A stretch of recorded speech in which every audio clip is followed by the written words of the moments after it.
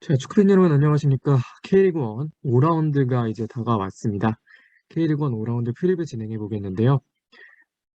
이전 영상에도 말씀드렸지만 제가 지금 목 상태가 좋지 않고 여러 가지 상황이 있다 보니 작은 목소리로 새로운 방법으로 녹음을 하고 있다는 점 좀 양해를 부탁드리고요. 이렇게 하다 보니까 색감이 이전 영상들과 좀 다르게 밝게 나오더라고요. 이 점은 제가 원래 하던 곳으로 복귀하기 전까지는 조금은 이 점도 역시 양해를 좀 부탁드립니다. 자, 그러면 이제 프리뷰 시작하기 전에 결과부터 보겠습니다. 성남과 수원의 경기 2대2로 경기가 종료됐습니다. 전성수 선수의 PK, 68분 밀리치 선수의 발리골이 있었지만 74분 김상준, 81분 우현규가 수원 삼성이 따라잡았습니다. 2대2 경기가 종료됐고 MVP는 성남의 마상훈이었습니다. 다음 경기 보겠습니다. 강원과 대구의 경기였습니다. 디노와 정승료의 골로 2대0 앞서 나간 강원FC 끝까지 점수차를 지켜내면서 승리를 가져갔습니다. MVP 양현준입니다. 세 번째 경기 가보겠습니다. 인천 유나이티드와 포항 스틸러스의 경기였습니다. 포항 스틸러스 전반 37분 임상엽 선수가 한 번 접고 좋은 킥으로 1대0 만든 이후에 그 점수를 잘 지키면서 1대0 승리를 가져갔습니다. 개인적인 MVP 임상엽 선수입니다. 다음 경기입니다. 김천상무와 서울의 경기입니다. 59분 그리고 71분 조규성 선수가 멀티골을 넣었던 김천상무 FC서울의 강한 공격을 막아내고 결국은 승리를 가져갔습니다. 개인적인 MVP 조규성입니다. 다음 경기 보겠습니다. 현대가 더비입니다. 전북현대와 울산현대의 경기 전주월드컵 경기장에서 벌어졌는데요. 전반 40분 레오나르도 선수가 좋은 발리킥으로 섬찟골을 넣었고 울산현대가 이후 전북현대 공격을 잘 막아내면서 1대0 승리를 가져갔습니다. 개인적인 MVP 조현우입니다. 마지막 경기 보겠습니다. 제주유나이티드와 수원FC의 경기였습니다. 이 경기 무득점으로 경기가 종료됐고요. 개인적인 MVP 경기 전 행사에 나왔던 신리현님과 구자철 선수입니다. 자, 그럼 이제 첫 번째 경기 프리뷰 해보겠습니다. 첫 번째 경기는 울산현대와 FC서울의 경기입니다. 울산현대 현재 순위 1위, FC서울은 현재 순위 6위입니다. 지난 시즌 정적 2승 1무로 울산현대가 앞서 있습니다. 관전 포인트 보겠습니다. 먼저 울산현대입니다.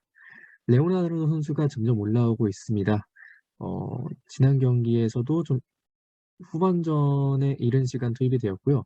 이번 경기는 아예 전반전 30분부터 투입이 되었는데 몸이 점점 올라오는 모습입니다. 투입된 지 9분 내지는 10분 만에 바로 득점을 만들어냈을 정도로 레오나르도 선수가 어느 정도 적응을 하고 있다라고 볼 수 있는 점이 어느 정도 있다고 보고요. 다만 원두재와 이청용의 부상 정도가 조금 의심이 됩니다. 경기 종료 후 기자회견에서 홍명보 감독이 원두재 선수와 이청용의 부상 정도를 잘 모르겠다라고 이야기를 했는데요. 이 영상이 게시될 때쯤에는 언제쯤 돌아올지가 나와 있을 것 같지만 지금 영상을 만드는 현재 상황으로는 원두재와 이청용 선수의 부상 정도가 어느 정도인지 모르는 상황입니다. 그러면서 과연 어떻게 울산현대가 경기를 만들어 나갈지 한번 지켜보시면 좋을 것 같고요. 수비진의 잔실수를 조금은 줄여야 합니다. 각 경기마다 한두 개씩의 잔실수가 나오고 있습니다. 수원FC전에는 김영공 선수가 공을 뒤로 백헤딩하는 과정에서 문제가 하나 있었고 두 번째 경기 역시 김영건 선수가 빌드업하는 과정에서 볼을 뺏기면서 한 번의 위협적인 상황이 있었는데요. 수비진의 잔실수를 줄이는 것이 울산현대 좋은 목적이 되겠습니다. 울산현대 관전 포인트 여기까지 보겠고요. FC서울입니다. FC서울 저번에도 말씀드렸지만 에너지 레벨을 유지해야 됩니다. 물론 경기 종료되고 5일에서 6일 정도 있다가 경기가 진행되기 때문에 어느 정도 FC서울은 휴식을 갖고 경기를 할 수 있겠지만 그래도 에너지 레벨을 후반전까지 끝까지 유지하려면 다시 말해 지난 1라운드 경기 때의 모습을 유지하려면 에너지 레벨을 꼭 잘 유지할 수 있도록 휴식과 훈련을 적절히 배치해야겠습니다. 두 번째는 읽혔다면 바꿔야 한다입니다. FC서울 두 명의 선수죠. 어, 고요한과 팔로세비치만 막으면 공의 흐름이 돌아가지 않고 슈팅이 잘 나오지 않는다. 조영욱과 나상호가 좋은 모습 보여주지만 아쉬운 점이 한두 개씩 있거든요. 그런데 중원을 읽히면 그것만으로 이제 뚫어야 하는데 울산현대는 중원이 막힌다면 뚫기가 상당히 어려운 팀입니다. 그렇기 때문에 FC서울은 읽혔다면 어느 정도 바꿔야 한다라는 생각이 좀 들었습니다. 이 점은 세부 전술이어도 되고요. 다른 어떤 전술이 나와도 일단은 바꿔야 한다는 것이 의견입니다. 엑스볼은 첫 번째 위기를 맞았습니다. 김천 상무에게 패배를 했고요. 다음 상대는 울산현대. 현재 리그 1위 팀입니다. FC서울은 이 점을 꼭 생각을 해서 본인들이 승리하기 위해 어떤 것이 필요한지를 잘 찾아야 한다고 생각합니다. 자, 이제 예상 라인업 보면서 얘기하겠습니다. 울산현대입니다. 조현우 골키퍼, 백포에는 서령우, 김영건, 김기희, 김태환, 3선에는 박용우, 이규성, 2선에는 이청용, 박호, 김민준, 톱에는 레오입니다. 나머지 라인업 대부분 다 비슷한데요. 박용우 선수의 선발 출전이 좀 유력해 보입니다. 원드대 선수가 전반까지 힘겹게 버티고 교체 아웃이 됐거든요. 아마도 다음 경기까지는 좀 안전을 위해서 휴식시켜주고 동해안 더비에 출전을 시키는 것이 조금 더 낫지 않나라는 생각이 들고요. 그래서 박용호 선수의 선발을 예상했습니다. 다만 이청용 선수를 넣은 이유는 이청용 선수가 어쨌든 지난 경기 끝까지 다 소화를 했고 그렇기 때문에 이청용 선수의 부상 정도가 매우 심하다고 보기는 어렵다. 대신에 서울이란 팀이 상당히 강한 팀이기 때문에 이 경기까지는 어느 정도 소화를 하고 그 다음 경기인 포트FC전은 상대적으로 좀 전력이 떨어지는 팀과의 경기이기 때문에 그 경기에서 휴식을 좀 주지 않을까 싶습니다. 그렇게 해서 라인업이 예상이 됐고요. 레오나르도 선수는 이제 점점 팀과 좀 합이 맞아가는 모습이고 몇 가지 조금 더 맞춰야 할 부분이 보이긴 합니다만 그럼에도 레오가 어느 정도 역할을 해주고 있기 때문에 레오 선수가 좀 출전을 하는 것이 울산현대 입장에서는 조금 더 많은 도움이 되지 않을까 싶습니다. 다음은 FC서울입니다. 똑같습니다. 골키퍼 양한빈, 백퍼에 이태석, 오스마르, 이한범, 윤종규, 중원에 기성용, 팔로세비치, 고요한, 윙에는 나상호와 강성진, 톱에는 조영욱입니다. 더 말씀드릴 게 없을 정도로 라인업은 아마도 비슷할 것 같습니다. 선수들의 휴식을 주려고 해도 이미 좋은 상황이고요. 5일이라는 시간이 있기 때문에 선수들이 알아서 잘 할 수 있는 선수들이고 그렇기 때문에 이 경기를 통해서 아넥스 감독은 좀 반등을 드릴 것 같습니다. 이 라인업에서는 정말 맨시티처럼 맨시티의 경우는 이제 오른쪽 풀백이나 왼쪽 풀백이 스토퍼 자리로 들어가는 백스리 그리고 수비형 미드필더 한 명과 왼쪽 풀백 혹은 오른쪽 풀백에 올라가는 3, 2 나머지 5명은 프리롤로 가는 3-2-5 조합인데 기성용 선수의 수비력이 좀 더 좋기 때문에 FC서울은 그것과는 조금 다른 유사 펩시티지만 펩시티와는 조금 다른 면이 있는 전술입니다. 오스마르, 이한범, 기성용이 백스리 구성하고 3선에 이태석과 윤종규 이 선수들도 많이 높게 올라가죠. 그리고 중원은 그렇게 해서 4명이 구성되고 이제 공격수들은 발빠르고 침투 능력이 좋은 공격수들이기 때문에 이 라인업을 아마도 계속해서 길게 유지하지 않을까 싶습니다. 이 선수들 상당히 좋은 선수들이기 때문에 알아서 잘 올라올 선수들이고 안익수 감독이 몇 가지의 세부 전술만 만져준다면 아마도 울산들을 상대로 좋은 기록을 만들어낼 수도 있지 않을까 싶습니다. 자, 울산과 서울의 경기 프리뷰는 이 정도까지 하겠고요.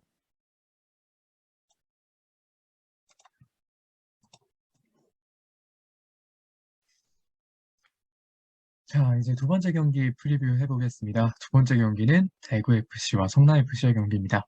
3월 11일 7시 DGB 대구은행파크에서 벌어질 경기들입니다. 지난 시즌 정적은 1승 1무였습니다. 네, 관전 포인트 보겠습니다. 대구FC입니다. 홍철 없는 홍철팀의 왼쪽이 아쉽습니다. 많은 분들이 아시는 그 드립 있죠? 홍철 없는 홍철팀. 현재 대구FC도 홍철이 없는 홍철팀입니다. 왼쪽에 케이타 선수가 나서고 있는데 그렇게 좋은 결과가 나오고 있다고만은 볼 수가 없습니다.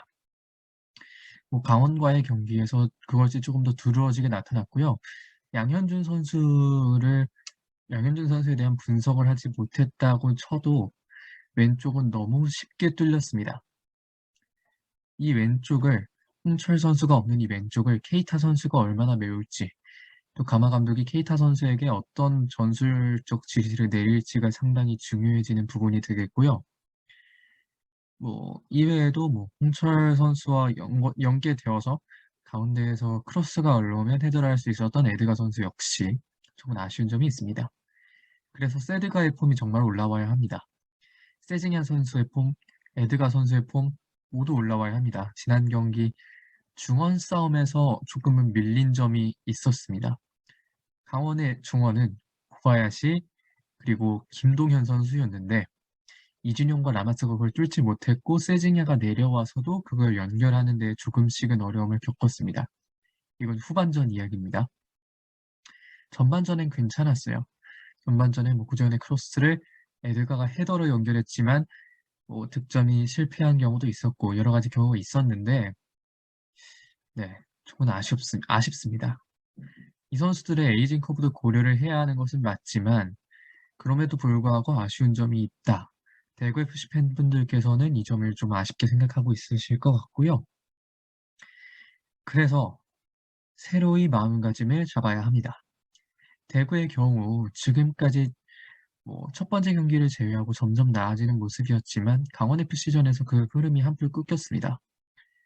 끊기면서 대구는 새롭게 마음가짐을 잡고 다시 시작한다는 마음으로 지나가야 성남FC를 잡고 올라갈 수 있을 것으로 보입니다. 그럼 이제 성남FC 보겠습니다. 결국 마상원 선수는 좋은 모습을 보여줬습니다. 직위원전대에서도 관련된 영상이 나왔었는데요. 마상원 선수가 첫 경기와 두 번째 경기 힘든 시간을 겪었습니다. 결국 3라운드에는 출장 정지가 됐었고 4라운드 선발로 복귀를 했는데 아쉬운 헤더 득점 기회까지 있었을 정도로 마상원 선수의 폼은 괜찮았습니다. 김나희 감독이 정말 잡고자 정말 많이 노력했던 선수고 왜 김남일 감독이 본인이 잡고자 했는지를 본인이 증명을 해냈습니다. 앞으로 마상원 선수가 잘 해줘야 성남FC의 센터백진, 아주 좋은 센터백진이 잘 굴러갈 수 있지 않을까 싶습니다. 다음으로 전성수와 밀리치가 첫 골을 넣었습니다. 전성수는 PK, 밀리치는 발리 슈팅으로 득점에 성공했는데요. 이 투톱이 조금 더 강력해질수록 상대팀에게 성남이 줄 수 있는 위협은 더 커집니다. 그렇기 때문에 전성수와 밀리치에게 조금 더 많은 점을 기대해야 할 5-4-1보다는 3-5-2가 그들에게 조금 더 나은 포지션이라는 것을 증명해야 하는 성남이 되겠습니다. 뒷심을 조금 더 발휘해야 합니다. 지난 경기 이제 밀리치 선수가 60분대에 골을 넣었고 나머지 실점은 74분과 81분이었거든요. 제 기억상으로는. 그렇다면 이 후반에 실점을 하는 걸 막아야 됩니다. 제가 보기에는 중원이 조금 문제가 있어 보입니다. 성남의 중원은 다른 어느 팀의 중원보다도 취약한 게 사실입니다. 이종성, 김민혁, 원순영, 박수일이 가세하면서 조금 나아지긴 했습니다만 박수일 선수는 양쪽 측면으로 벌렸을 때 조금 더 좋은 플레이를 하는 선수이기 때문에 중원에서 이 틈을 메워줄 선수가 등장하지 않는다면 성남은 승리를 하는 데 상당히 어려움을 겪을 가능성이 높습니다. 따라서 이 점도 한번 바라보시면 좋을 것 같습니다. 자, 그럼 이제 예상 라인업 보겠습니다. 대구FC부터 보겠습니다. 오승훈 골키퍼, 백스리에는 김진혁, 정태욱, 조진호, 윙백에는 케이타와 이태희, 죄송합니다. 중원에는 라마스, 이진용, 이선, 세징야와 고재현, 투베는 에드가입니다. 세징야와 고재현의 움직임은 뭐 많은 분들이 아시다시피 윙에 좀 더 가까운 메잘라 쪽의 스타일이고요. 중원에서 라마스와 이준용은 꽤 괜찮은 조합입니다. 다만 이준용 선수의 폼이 조금 더 올라와야겠다는 생각이 들었던 지난 경기고요. 아무래도 말씀드렸던 대로 스즈키 케이타 선수의 이 왼쪽이 상당히 중요합니다. 김진혁과 케이타, 세징야로 연결되는 이 왼쪽 라인이 잘해주지 않으면 지금 좋은 폼을 보여주고 있는 고재현이 있는 오른쪽 라인도 잘 나오기가 어렵습니다. 그렇기 때문에 이 3명, 나아가서 라마스까지 이 4명의 조합이 잘 굴러가야만 대구FC는 득점을 할 수가 있고 그래야만 대구FC가 승리를 가져갈 수 있을 것 같습니다.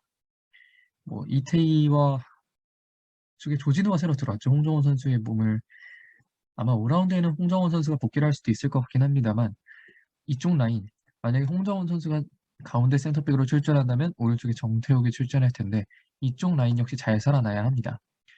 중원 싸움에서 까딱하면 밀릴 수 있기 때문에 물론 성남에게는 밀리지 않을 가능성도 조금 있습니다만 밀리지 않을 가능성이 그렇게 높지는 않기 때문에 이쪽 측면에서 잘 풀어줘야 공격진의 유기적인 전개도 조금 살아나지 않을까 싶습니다.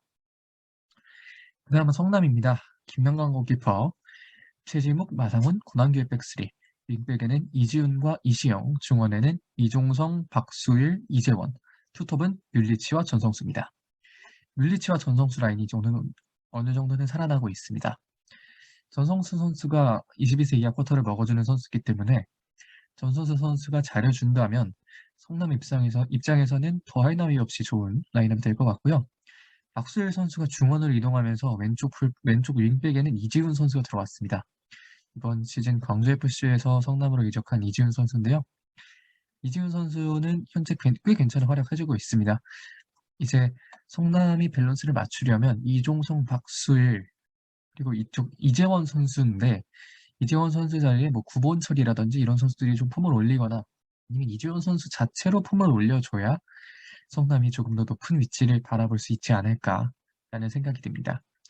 시즌 전에 많은 전문가들이 예상했던 건 성남이 강등강할 확률이 상당히 높다였는데 센터백 영입에 상당한 공을 들였던 만큼 그 영입의 효과를 보려면 중원에서의 활약을 잘 파악해야겠습니다. 이종성 선수가 가운데에서 버티고 이재원과 박수일은 약간 벌려주는 그런 축구를 할 수도 있고요. 이 중에 센터백 중에 3명은 1명은 올라갑니다. 1명 올라가서 수비를 해주고 나머지 2명이 맡고 있는데 이 수비 전술도 과연 맞는 수비 전술일지 한번 김남일 감독이 생각을 해볼 여지가 분명히 있다라고 생각을 하게 됩니다. 김용광 골키퍼 역시 조금씩은 더 집중을 해줘야 됩니다. 지난 경기 실점 장면은 잔디의 문제일 수도 있고 김용광 선수가 단순히 잘못 봤던 것일 수도 있는데 수비진에서 집중을 해주지 않으면 실점이 충분히 나올 수 있다는 점을 선수들이 꼭 깨닫고 플레이를 해줘야겠습니다. 대구FC와 성남FC의 경기 여기까지 프리뷰해보겠고요. 다음 경기는 제주 유나이티드와 전북현대 경기입니다. 3월 12일 2시에 열릴 경기고요. 제주 유나이티드 현재 순위는 7위, 전북현대 현재 순위는 9위입니다. 지난 시즌 전적 3무 1패로 전북현대가 1승을 먼저 거뒀습니다. 관전 포인트 보겠습니다. 두 팀 다 모두 우승권 전력이었는데 입니다. 먼저 제주 유나이티드 보면요. 제주 유나이티드 역시 양강 체제를 쓰러트릴 체제로 좀 주목을 받았습니다. 우승권 전력이다. 그 전설의 산미들, 마치 일본 전설의 일군 같은 전설의 산미들이 있었고 윙백 괜찮고 공격수 괜찮고 키퍼도 괜찮고 다만 이제 윙백도 괜찮고 백스리의 높이만 문제다라는 이야기가 있었는데 놓고 보니까 중원에서 앞으로의 연결이 좀 쉽지 않습니다. 이것을 잘 해주지 않으면 제주 유나이티드는 더 우승권으로 올라오기가 쉽지 않을 것으로 보입니다. 빠른 시일 내에 윤빛가람 선수가 복귀를 해줘야 하는 제주가 되겠고요. 안현범을 어떻게 대체할까도 문제입니다. 지난 경기에선 조성준 선수가 이제 오른쪽 윙백 안현범 선수를 대신해서 나왔는데 이 상황은 양팀 다 득점을 하기 위해 노력했던 상황이라서 크게 의미가 없습니다. 그래서 다시 한번 조성준을 쓸지 아니면 안태현 선수를 오른쪽으로 쓸지 여러 가지 고려사항이 가능한데요. 과연 어떤 선수가 기용될지 많은 팬분들께서 지켜보시면 좋지 않을까 싶습니다. 개인적으로는 남계일 감독께 투톱을 한 번만 제안을 해보고 싶은데요. 산미들을 중원에 모두 쓰고 그러면 중원에서의 안정감이 만들어질 뿐더러 윤빛가람 선수의 창의성도 살릴 수 있으니 주민규가 앞에서 버텨준다면 김주공이 침투하는 스타일로 윤빛가람이 찔러줄 수 있는 게 되지 않을까 싶습니다. 그래서 한 번쯤 3-5-2를 기용하는 것도 나쁘지 않을 것이다. 다만 남계일 감독은 3-4-3을 사용할 가능성이 높습니다. 상대팀 전북현대 보겠습니다. 전북현대 역시 우승권 전력이었는데 현재 순위가 9위입니다. 센터백 라인은 감독의 문제입니다. 김민혁과 재계약을 하지 않겠다고 생각을 했던 건 김상식 감독의 결정입니다. 그렇다면 센터백 라인이 이 정도까지 온 것은 감독의 문제가 아니라고 말할 수도 없는데요. 구자룡, 박진섭은 물론 김민혁 선수가 나가고 나서 들어왔지만 구자룡, 최보경, 홍정호 이 중에 홍정호의 파트너를 맡을 사람 구자룡, 최보경 중에 홍정호의 파트너를 맡을 사람이 있다라고 생각을 했거나 센터백, 권경원, 김영권 이 선수 중 한 명을 영입할 수 있을 거라는 판단하에 했는데 두 선수 모두 영입하지 못했습니다. 하물며 임채민도 영입 못했어요. 이것은 전북현대 보드진의 문제라고도 할 수 있지만 너무나 자신 있게 김민혁을 떠나보낸 김상식 감독의 선택에도 문제가 있습니다. 따라서 이 점을 꼭 본인이 파악을 해야 하지 않을까 싶습니다. 그리고 공격 전술도 짤 줄 알아야 합니다. 지난 경기 풀백 자리를 주로 보던 이지훈 선수를 올려가면서까지 압박 전술은 상당히 잘 짜왔습니다. 그런데 그 좋은 전술을 본인이 깼죠. 그러면서 이전과 같은 경기력이 나와버리고 말았습니다. 물론 울산 현대를 만나면 전북 현대는 조금 더 강해지는 것이 있기 때문에 그런 측면에서는 전북 현대가 괜찮은 모습도 보이긴 했지만 전북 현대는 전반적으로 공격진의 개인 전술에 의존하는 팀입니다.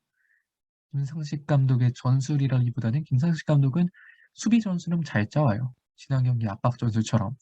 그런데 공격 전술을 짤 수가 없는 감독은 아닌가 싶습니다. 그렇기 때문에 김상식 감독은 공격 전술도 짤 줄 알아야 한다. 라는 말씀을 꼭 드리고 싶습니다. 다음은 예상 라인업 보면서 말씀드리겠습니다. 제주입니다. 김동준 골키퍼, 백스에는 정훈, 김호규, 김봉수, 윙백에는 정호재와 조성준, 중원에는 이창민과 최영준, 윙에는 제르소, 김주공, 두 번째 윙입니다.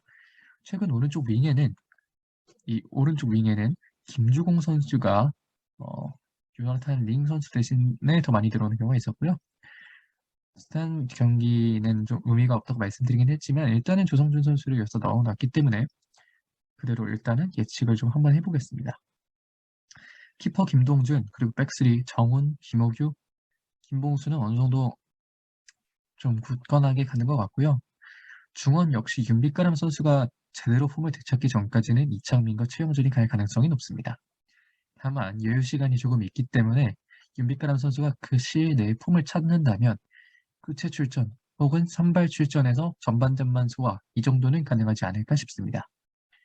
3톱은 남길 감독의 필기니까요. 제르소, 주민규, 김주공 현재 폼이 가장 좋은 공격진들입니다. 다만 앞에서도 말씀드렸다시피 윙 선수들을 못 쓰는 한이 있더라도 한 번쯤은 분위기 전환용으로 3-5-2를 가용하는 것도 나쁘지 않을 것이다 라는 말씀을 꼭 한번 드리고 싶습니다. 그럼 이제 전북 현대 보겠습니다. 송범근 골키퍼, 백포에는 김진수, 홍정호, 박진섭, 최철순, 3선에는 맹성훈과 백승호, 2선에는 송민규, 쿠니모토, 문선민, 톱에는 일류첸코입니다. 라인업 대부분 비슷합니다. 근데 지난 경기에서 이승기 3선 기용이 그렇게 좋았다고 보긴 좀 어렵습니다. 물론 번뜩이는 중거리 슛은 있지만 그 이외에 그렇게 특출나게 괜찮은 모습 보여주지 못했고 결국은 김보경과 교체가 됐습니다. 이 얘기는 이승기를 3선에 기용했을 때보다도 쿠니모토를 3선에 기용하는 게 낫다는 얘기일 뿐더러 차라리 그 자리에 쿠니모토를 넣을 바에는 맹성웅이나 류재문을 넣는 게 훨씬 더 낫다는 이야기입니다. 박진섭을 센터백으로 기용하겠다고 마음을 먹은 이 순간 3선에 기용할 수 있는 건 류재문과 맹성웅인데 현재 류재문은 감독의 신뢰를 잃은 상태라고 볼 수 있을 정도로 경기에 출전을 못하고 있습니다. 그렇기 때문에 어느 정도 맹성훈 선수가 다시 한번 기회를 잡지 않을까 싶고 제주 유나이티드 흐름이 좋지 않기 때문에 전북 현대는 꼭 여기서 흐름을 돌려놓아야 합니다. 일류첸코 선수의 감 역시 마찬가지입니다. 지난 경기 문선민의 골로 이어질 수 있는 장면을 일류첸코가 어느 정도 방해 아닌 방해를 하면서 결국은 득점에 실패했기 때문에 이 점을 꼭 일류첸코 선수 역시 살아나야겠다는 생각을 가지고 플레이를 해야 할 것이라고 보고 있습니다. 자, 제주와 전북의 경기 여기까지 프리뷰해 보겠습니다. 다음 경기 수원 삼성과 포항 스틸러스의 경기입니다. 수원 삼성의 현재 순위는 8위, 포항 스틸러스의 현재 순위는 2위입니다. 3월 12일 4시 반 수원 월드컵 경기장에서 벌어질 경기고요. 지난 시즌 전적 1승 2무로 수원 삼성이 앞섰습니다. 관전 포인트 보면서 말씀드리겠습니다. 결국은 공격수의 득점이 터졌습니다. 오현규 선수가 득점을 하면서 그로닝과 김건희는 아니지만 어쨌든 공격수의 득점이 나왔고 그러므로 이제부터 다시 시작해야 합니다. 공격수의 득점이 나왔다면 다시 한번 분위기를 전환하고 하나를 돌렸기 때문에 여기서 다시 한번 승리로 나아가는 발걸음을 꼭 잡아야 합니다. 그런데 포항은 생각보다 더 강합니다. 지난 인천과의 경기, 포항 스틸러스는 단 1실점만 내주고 있었던 인천 유나이티드를 상대로 1대0 승리를 거뒀습니다. 이 이야기는 포항이 공격뿐만 아니라 수비도 잘한다는 이야기입니다.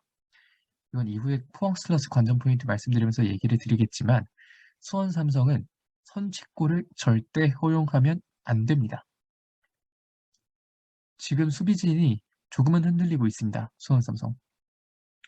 그러므로 포항 스틸러스에게 절대 선취골을 내주지 않겠다라는 마음을 가지고 수비를 해야만 포항 스틸러스 상대로 적어도 무승부, 나아가 승점 3점까지 딸 수 있을 기회가 선취골을 허용하지 않아야만 올 겁니다. 다음은 포항 스틸러스 보겠습니다. 포항 스틸러스 인천도 뚫었습니다. 앞에서 말씀드렸던 대로 3경기 1실점만을 했던 포항이죠. 김진야 선수에게 허용했던 득점. 근데 그 이후에 포항 스틸러스에게 또 뚫렸습니다. 4경기 2실점이 안 좋은 기록이 아니긴 합니다만 어쨌든 포항 스틸러스가 인천 유나이티드를 뚫었다는 것은 정말 대단한 공격이 있었다라는 이야기입니다. 정재희 선수도 확실히 올라왔습니다. 정재희 선수가 인천 유나이티드의 측면 역시 많이 좋은 공격을 잘하는 모습이었고요. 물론 상대 윙백이 민경현이긴 했지만 그럼에도 불구하고 정재희 선수가 잘 뚫어냈습니다. 민경현 선수가 어린 선수고 경험이 좀 적은 선수긴 하지만 실력이 없는 선수다라고 이야기하기는 좀 어렵거든요. 그런데 정재희가 굉장히 잘 뚫어냈다. 그러므로 정재희 선수는 어느 정도 이제 1부에서 뛸 정도의 레벨을 본인이 증명했다라고 생각하시면 좋을 것 같습니다. 수비도 잘하는 포항입니다. 인천 유나이티드의 공격진 나쁘지 않습니다. 토베 무고사, 이선의 김도혁, 아길라르, 일찍 빠지긴 했지만 이명주, 근데 그들에게 실점을 하지 않았어요. 이 이야기는 포항이 한 골을 넣고 잠글 힘이 있다는 이야기입니다. 따라서 포항 스틸러스를 보실 때 공격 선취골을 넣냐 안 넣냐를 상당히 좀 주목을 하시면 좋을 것 같습니다. 그럼 이제 예상 라인업 보면서 말씀드리겠습니다. 먼저 수원 삼성입니다. 양형목 골키퍼, 백스리에는 불투이스, 이한도, 장호익, 윙백에는 이기재와 김태권, 중원에는 강현묵과 김상준, 공격수에는 김건희, 그로닝, 오현규입니다. 백스리, 인상기 선수가 부상으로 나왔기 때문에 햄스트링이라면 일단은 이번 경기까지는 출전을 안 시키는 게 좋을 것 같습니다. 그래서 일단은 가운데 이한도, 오른쪽에는 장호익, 나머지 라인업 비슷한데 중원에 두 선수죠. 한석종 선수는 현재 뛰지 못하고 있고 최성근도 부상으로 나간 현재 대안이 없습니다. 사리치 선수의 부상도 어느 정도인지 잘 알려지진 않았고 알려졌는데 제가 모르는 걸 수도 있지만요. 그래서 중원은 강현묵과 김상준이 버텨줘야 합니다. 혹은 정승원 선수가 부상이 없다면 정승원 선수를 넣어도 되긴 할 텐데 이건 조금 지켜보면 좋을 것 같고요. 그래서 3-5-2로 나설 가능성도 있습니다. 왜냐면 현재 중앙 미드필더들이 조금 힘든 상황이니까요. 박형진을 가운데에 두고 강현묵과 김상준이 위에 있는, 예를 들면 이 셋 중 하나를 이쪽 가운데 수비형으로 내리고 이 두 선수가 활동량을 많이 가져가면서 가운데 박형진이 수비를 하는 그런 모습이 그려질 수 있습니다. 그럼 대신에 김건희 그루닝 투톱이나 오현규 그루닝 투톱 혹은 오현규 김건희 국내 투톱으로도 갈 수 있습니다. 개인적으로는 3-5-2도 가능성이 있다고 보고 포메이션을 3-4-3으로 나온다면 이 선수들이 아닌 박형진이 어딘가에는 나올 수 있다라는 말씀도 함께 드리겠습니다. 그럼 이제 포항 스틸러스 보겠습니다. 윤평국 키퍼, 백후에는 심상민, 그랜트, 박찬용, 박승욱, 삼선에 신진호, 신광훈, 톱에 공격 미드필더 고영준, 이선에 임상혁과 정재희, 톱에 이승호입니다. 모세스 선수가 언제 들어올지 모르겠습니다. 아시아 챔피언스리그 예선이 끝나고 들어올 수도 있고요. 6라운드 말씀드리는 겁니다. 6라운드가 끝나고 들어올 수도 있고 6라운드에 들어올 수도 있고 여러 가지 경우의 수가 있는데 우선은 이승모 선수가 톱에서 나쁘지 않습니다. 그렇기 때문에 이승모 선수의 라인을 잘 봐주면 또 이승모 선수가 피지컬도 되기 때문에 어느 정도 도인 플레이를 해주면 윙어 임상혁과 정재희가 좋은 모습 충분히 보여줄 수 있는 선수들이기 때문에 상당히 공격적이면서 위협적인 라인업이다. 대신에 그랜트와 박찬용은 지금까지 계속해서 꾸준하게 깔끔한 수비 보여주고 있습니다. 이 정도만 뭐 보면 될 것 같고요. 자, 이제 5번째 경기 리뷰해 보겠습니다. 5번째 경기는 인천 유나이티드와 김천 상무의 경기입니다. 인천 유나이티드 현재 순위는 5위, 김천 상무의 현재 순위는 3위입니다. 이 경기 3월 13일 2시 인천 전용 경기장에서 벌어질 예정입니다. 자, 그럼 관전 포인트만 또 보겠습니다. 먼저 인천 유나이티드입니다. 찔러줄 선수가 없으면 공격이 안 됩니다. 아길라르가 없었고 이명주가 없었던 지난 경기 후반 마지막 결국은 득점을 만들어내지 못했습니다. 델브리지를 톱으로 넣었는데도 득점은 어려웠습니다. 그 이유가 뭘까? 정말 많이 생각을 해봤고 여러 가지 생각도 해봤고 저번 리뷰 때도 뭐 이야기를 해봤지만 찔러줄 선수가 없습니다. 그렇다면 그렇게 되면 롱패스 일변도로 공격을 만들어야 되는데 물론 경기 후반 즈음에는 원래 롱패스를 넣고 헤더를 따서 세컨볼을 넣거나 하는 것을 많은 구단들이 하고 있습니다. 어떻게 보면 그것이 정답일 수도 있고요. 그런데 근데 그걸 지금 인천 유나이티드는 그 이전의 상황이 문제가 되는 겁니다. 아길라르가 나갔고 아길라르가 없는 상황에서 잠시나마 뭔가 만들어갈 수 있는 장면이 나왔어야 하는데 무작정 롱패스만 한다고 해서 다 되면 모든 팀들이 다 했겠죠. 그런데 상대 팀도 이 팀이 롱패스를 때릴 거라는 걸 알기 때문에 그에 대한 대비를 너무나 잘하고 있습니다. 그럴 때 기습적으로 무언가 찔러줄 수 있는 선수가 필요한데 인천은 아길라르와 이명주가 없으면 그게 안 됩니다. 따라서 인천 유나이티드 찔러줄 선수가 없으면 공격이 안 되고 있다라는 점을 좀 말씀을 드리고 싶고요. 개인적으로 이명주에게는 휴식이 필요하다고 생각합니다. 뭐 이명주 선수가 지난 경기에서도 전반 끝나고 이제 나갔지만 약간의 좀 부상이 있다는 이야기도 있는데 이러면서 이명주에게는 휴식이 필요하다라는 이야기를 꼭 좀 드리고 싶고요. 근데 이명주에게 휴식을 주려면 인천은 아길라르에게는 무조건 풀타임을 뛰게 해야 합니다. 이명주가 없을 때 공격을 메이드할 선수가 없고 그러니까 메이킹을 해줄 선수가 없다는 거죠. 메이킹을 해주면 누군가는 그걸 메이드해야 되는데 메이킹을 해줄 선수가 없습니다. 메이드할 선수는 많아요. 무고사, 뭐 홍시우, 송시우, 이용재 많은데 메이킹을 해줄 선수가 없습니다. 그러면 아길라르가 꼭 필요해지겠죠. 그리고 왼쪽에 지난 경기 민경현 선수가 어린 선수이긴 합니다만 굉장히 잘 해줬습니다. 그럼에도 불구하고 아쉬운 장면이 있었고 결국은 왼쪽에서 실점을 했죠. 임상엽 선수에게. 그쪽은 이제 김준엽 선수 쪽이긴 했습니다만 어쨌든 왼쪽에서 무언가가 더 만들어졌다면 인천 유나이티드가 지난 경기에서 적어도 0득점을 하진 않았을 것 같습니다. 왼쪽에 강윤구던 이주용이던 누군가는 나왔어야 하는데 둘 중에 아무도 나오지 못했고 결국 민경현이 22세 이하 쿼터임에도 불구하고 풀타임을 뛰었던 것이거든요. 이날 경기 중계진 역시 민경현이 교체되지 않을까 싶었지만 교체가 안 됐습니다. 뭐 모르긴 몰라도 아마 뭐 부상이 있었거나 했겠죠. 어쨌든 민경현의 경기를 뛰었고 그럴수록 이주용의 복귀 시점이 상당히 좀 또 하나의 관전 포인트가 되지 않나 싶습니다. 자, 그럼 인천 여기까지 하고요. 김천 상무 얘기를 좀 해보겠습니다. 김천 상무 조규성이 한층 더 성장했습니다. 조규성 선수가 지난 경기 멀티골 넣으면서 아주 좋은 모습 보여줬고 앞으로도 이 선수가 정말 많이 성장하겠구나라는 것이 느껴졌던 지난 경기였고요. 그렇게 뚫기 어렵다는 FC서울 수비진을 상대로 정말 좋은 모습을 보여줬습니다. 대신에 권차훈과 합이 좀 더 맞아야 됩니다. 권차훈 선수는 동계훈련을 완벽하게 소화한 선수가 아닙니다. 그렇기 때문에 합이 맞을 수가 없습니다. 지금까지는. 근데 권창훈과 합이 맞지 않으면 뭐 김선성로가 바라는 순위에 갈 수가 없습니다.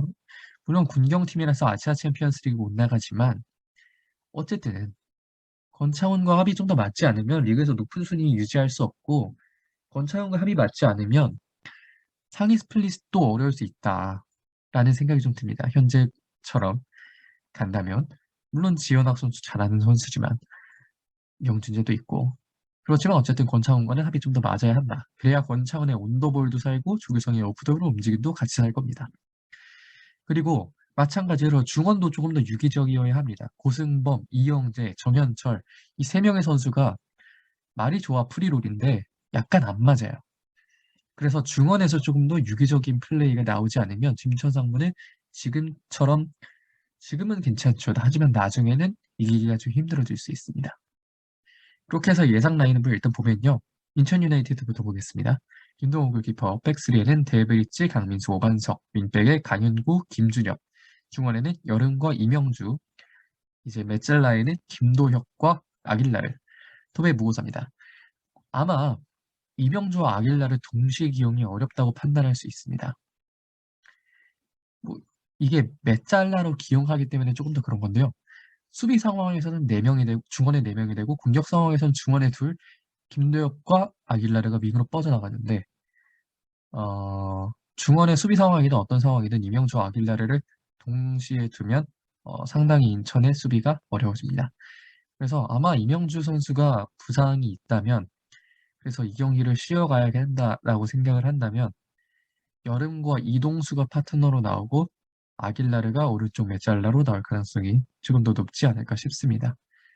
그렇게 되면 이동수와 여름이 안에서 받쳐주고 뭐 아길라르가 메이킹을 하는 그런 모습이 나올 수 있고 김도혁 선수도 충분히 뭐 여러 가지 측면에서 활동량을 토대로 좋은 장면 만들어낼 수 있는 선수고요. 여기서 메이킹을 해주면 오른쪽 측면에서 김준엽이 침투에 들어가서 오버래핑 뭐 이런 게 있고 하여튼지 간에 인천 유나이티드는 뭔가 메이킹을 해줄 선수가 필요합니다. 김동원 선수 지금까지 잘 버티고 있고요. 이제 김천상무 라인업 보겠습니다. 김천상무는 구성현 키퍼, 백포의 유인수, 박지수, 하창래, 정동윤, 중원에는 이경재, 고승범, 정현철, 공격진에는 서진수, 조규성, 권창원입니다. 지난 경기 황인재 선수가 나왔고 왜 그런지 사연은 모르겠습니다. 아마 구성현 선수에게 별일이 없다면 구성현 선수가 나올 거고요. 다만 구성현 선수가 무언가 코로나라든지 여러 가지 문제점이 있다면 황인재 선수가 나올 가능성이 높습니다. 황인재 선수가 라운드 MVP를 받는다고 들었고, 라운드 키퍼 베스트 11에 들었다라는 얘기를 들었고, 그렇기 때문에 황인재 선수의 능력도 어느 정도 파악을 한 김천이기 때문에 뭐 나머지는 다 비슷한데 앞에서 말씀드렸던 대로 여기는 이 중원 선수들의 유기적인 플레이가 굉장히 중요하고 수비진들은 조금 더 정신 차려줘야 되고요. 권창훈 선수, 조규성 선수 이 두 선수의 움직임도 좀 잘 맞아야 되지 않나 싶습니다. 자, 그럼 여기까지 해서 김천 상무와 인천 유나이티드와 김천 상무의 경기는 여기까지 리뷰를 하고요. 네, 6번째 경기 프리뷰 보겠습니다. 6번째 경기는 강원FC와 수원FC의 경기입니다. 강원FC 현재 순위는 4위, 수원FC 현재 순위 12위고요. 3월 13일 4시 반 강릉 종합운동장에서 벌어질 경기입니다. 지난 시즌은 수원FC가 2승을 가져갔습니다. 자, 그러면 관전 포인트 한번 보겠습니다. 강원FC부터 보겠습니다. 강원FC 양현준 선수를 새롭게 발견했습니다. 양현준 선수를 처음에 기용할 때는 이 정도로 잘할 거라고 생각하고 기용했을지는 모르겠는데 양현준 선수가 생각보다도 더 훨씬 좋은 활약을 보여주면서 강원FC는 새로운 윙에서의 무기를 얻게 됐습니다. 약간은 뭐 메잘라적인 플레이를 하지만 선수들의 활동 반경이 측면으로도 넓게 퍼져 있는데 양현준 선수가 그런 측면에서 상당히 좋은 모습을 보여줬기 때문에 최용수 감독의 기용에 있어서는 풀이 조금 더 넓어지지 않았나 싶습니다. 최용수 감독은 같은 듯 다른 축구를 하고 있습니다. 서울에 있을 때의 그 352 처음에 이전 경기 대구와의 경기 준비하면서도 라인업이 352로 뜨길래 이전으로 돌아가는구나 싶었는데 알고 보니 양현준 선수를 오른쪽 윙으로 기용하면서 그대로 3-4-3이 되는 이전에 3-4-3 그대로 똑같이 가는데 대신에 이제 선수가 조금씩 바뀌다 보니까 김대우, 김동현 조합보다 코바야시, 김동현 조합이 조금 더 공격적인 모습을 많이 보여주고 있습니다. 그런 측면에서 최용수 감독의 수비와 공격을 모두 잡겠다라는 이야기가 어떤 이야기인지 좀 더 잘 알 수 있는 그런 게 되지 않았나 싶고요. 디노의 폼 상승 역시 매우 긍정적입니다. 디노 선수가 이번에 로젠보리에서 상당히 기대감을 갖고 데려온 선수인데 생각보다도 훨씬 더 좋은 모습 보여줬고 어 아마도 디노 선수가 이렇게 좋은 폼 보여준다면 작년에 실라지 선수에 비교해서는 훨씬 더 좋은 영입이 될 것이다. 그리고 실라지 선수를 넘어서는 훨씬 더 좋은 활약, 앞으로 강원 FC 이전까지 있었던 어떤 외국인 선수보다도 더 좋은 활약을 보여줄 수 있는 선수가 디노가 아닌가 싶고요. 수원 FC 보겠습니다. 수원 FC는 이승우가 터질 듯 터질 듯 안 터지고 있습니다. 지난 경기 골대를 맞췄습니다. 물론 여러 가지 상황이 있는 다음에 골대를 맞추긴 했지만 이승우 선수가 골대를 맞췄다는 건 어느 정도 좀 올라오고 있다는 이야기이긴 한데 아직까지 안 터지고 있다는 게 조금 답답할 수 있을 것 같습니다. 그래도 3연패는 끊었습니다. 3연패 이후에 제주 유나이티드와 결국 무승부를 거뒀고 제주 유나이티드가 흐름이 안 좋아서 수원 FC가 잘하면 이길 수도 있겠다 싶었지만 수원 FC 역시 흐름이 안 좋았기 때문에 0대0 무승부가 나왔고요. 수원 FC 특유의 경기력을 살려야 할 때가 온 게 아닌가 싶습니다. 김동현 감독이 지난 시즌 초반에도 좀 힘들었지만 전술 백스리로 바꾸면서 좀 괜찮아졌는데 이번에는 그냥 백스리를 좀 유지하고 있습니다. 전북과의 경기만 이제 다이아몬드 442를 쓰고 지금은 다이아몬드 442와 백스리를 오가는 시스템을 좀 가용을 하고 있는데 이런 상황에서 이제 수원 FC가 특유의 좀 경기력을 살려줘야 됩니다. 베테랑들이 많고 이승우 선수가 거기서 어느 정도 약간 박진감을 부여할 수 있는 선수이기 때문에 그런 경기력이 잘 나와줘야 한다라는 말씀을 좀 드리고 싶습니다. 이제 예상 라인업 보겠습니다. 강원이나 수원이나 그대로입니다. 강원은 3-4-2-1입니다. 골키퍼 유상훈, 백스리에 김영빈, 서민우, 임창우, 윙백에는 정승영과 강지훈, 중원에는 코바야시와 김동현, 이선에 김대원과 양현준, 톱에는 디노입니다. 뭐 딱히 다를 게 없습니다. 중원의 멤버가 김대호에서 코바야시로 바뀌었고 대신에 22세 자원인 양현준 선수가 조금 더 많은 시간을 소화하게 됐고요. 최용수 감독은 최근에 22세 카드를 빨리 교체하는 모습을 보이진 않았습니다. 그렇기 때문에 양현준 선수가 길게 가지 않을까 싶고요. 후반쯤에 교체는 되겠지만 어쨌든 양현준 선수를 좀 길게 끌고 가지 않을까 싶습니다. 백스리 굳건하고요. 케빈 헤그 얀슨 선수가 어느 정도 적응을 해서 올지 모르겠습니다. 케빈 얀슨 선수가 온다면 이 정도 자리 임창호 선수 자리에 들어가고 임창호 선수가 현재 강지훈 선수 자리에 들어가는 그런 포지션 변화가 있을 수 있고요. 강지훈 선수도 현재 잘해주고 있기 때문에 케빈 얀슨 선수가 적응할 때까지는 그냥 적당히 후반전 로테이션으로 바꿔줄 수 있다라는 생각이 듭니다. 그럼 이제 수원 FC의 경우를 보겠습니다. 수원 FC는 키퍼가 유현 선수입니다. 유현 선수에서 좀 많이 바뀌지 않았습니다. 유현 선수가 이전에도 말씀드렸지만 안정감은 가끔씩 좀 떨어지는 모습이 있지만 현재 수원 FC 키퍼 중에 가장 폼이 좋고 경기 상황을 지속적으로 좀 경험해왔던 키퍼이기 때문에 박배종, 이범명 키퍼보다는 좀 폼이 확실히 조금 더 올라와 있지 않을까 싶습니다. FA컵이나 이런 경기 통해서 이범명이나 박배종 선수가 나올 수 있지만 당분간은 좀 유현 선수가 나오지 않을까 싶고요. 백스리는 곽윤호, 김건웅, 잭슨, 윙백에는 박민기와 김상원, 중원에는 박주호, 무릴로, 장혁진, 투톱은 김현과 이승우입니다. 지난 경기 잭슨 제외하고 외국인 선수를 거의 쓰지 않았습니다. 니실라 선수가 중간에 교체 들어오긴 했지만 라스의 폼도 그렇고 무릴로의 폼도 그렇고 라스는 부상도 있죠. 이렇게 되면서 수원FC가 외국인 선수를 정상적으로 가용하기 좀 힘든 상황이었는데 그래도 아무래도 좀 외국인 선수가 들어와야 뿔이 좀 더 돌지 않을까 싶고요. 뒤쪽에서 장혁진과 박주호가 버티고 있을 때 무릴로가 올라와서 김현 혹은 이승우에게 찔러주는 패스가 어느 정도 좀 효과를 발휘하지 않을까 싶습니다. 이 라인업을 3-4-3이라고 볼 수도 있고 여러 가지로 볼 수 있을 것 같더라고요. 하지만 개인적으로는 이렇게 3-5-2 대형이 가장 좀 유력하지 않나라는 생각을 하고 있습니다. 자, 그러면 강원 FC와 수원 FC의 맞대결 프리뷰는 이 정도 보겠고요. 한 분께서 이제 승부 예측을 해달라는 말씀을 좀 많이 하셨습니다. 그래서 승부 예측을 간단하게 해볼 건데요. 점수차라는 얘기보다는 최근의 흐름 비교해서 한번 승부 예측을 해보는 걸로 하겠습니다.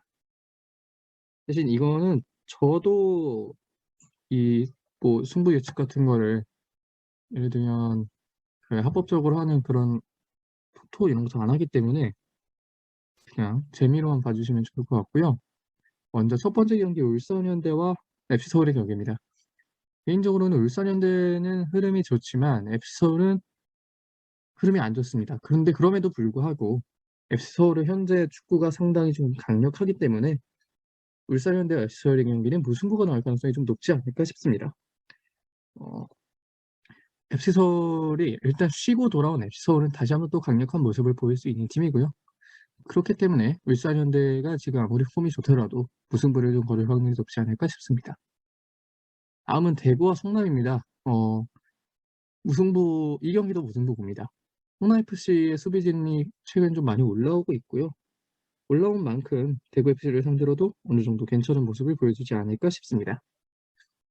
대구FC는 최근에 흐름이 좀 좋지 않습니다. 그래서 이 경기를 잡고 올라가려고 할 텐데 물론 누가 이길 거냐 질 거냐에 건다면 대구FC에 걸겠지만 개인적으로는 대구FC와 성남FC 둘 다 흐름이 좋지는 않습니다.